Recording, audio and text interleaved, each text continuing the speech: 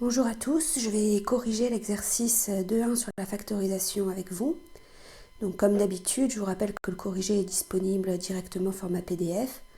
Si vous l'avez compris, vous pouvez ne pas regarder cette vidéo. Alors, petit a. Donc on avait grand A qui était égal à 2x plus 2, excusez-moi, 2 fois 4. Donc factoriser, c'est trouver un facteur commun qui va être commun dans les deux parties de l'addition ou de la soustraction. Donc ici on a une addition, 2x plus 2 fois 4. Donc ce qui va être commun à la fois dans 2x et dans 2 fois 4, c'est le facteur 2. Donc je peux le surligner ou le souligner au début pour m'exercer. Donc ce facteur commun, je le mets devant une parenthèse, et dans la parenthèse, je mets le reste, à savoir x, le signe qui est ici plus ou moins, donc ici c'est plus, 4. Donc c'est égal à 2 multiplié par x plus 4, qu'on peut prononcer 2 facteurs de x plus 4.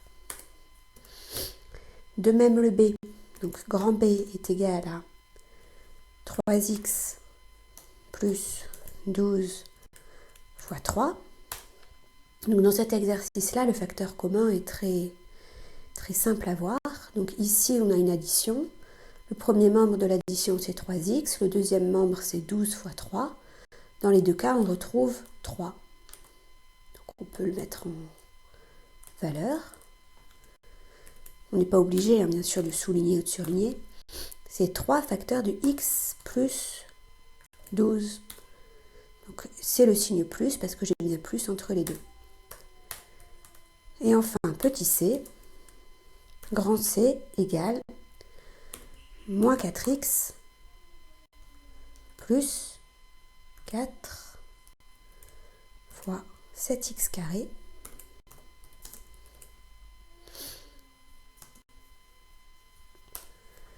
Donc ici, on a encore une addition.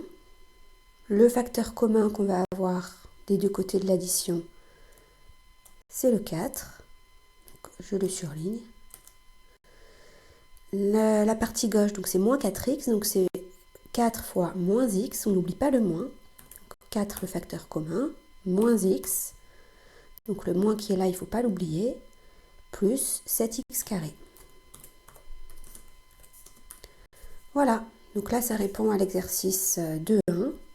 Donc voilà, trouver le facteur commun à chaque fois, donc dans les deux côtés de l'addition ou de la soustraction, ici avec que des additions, et réécrire dans la parenthèse les autres nombres, en faisant attention aux signes parfois. Voilà. Et donc soit on met un plus, soit on met un moins, mais là il n'y avait que des additions, donc c'était toujours des plus. Bon, je finis cette vidéo pour cet exercice-là. Si vous avez des questions, n'hésitez pas à les poser dans la discussion Pronote. Voilà.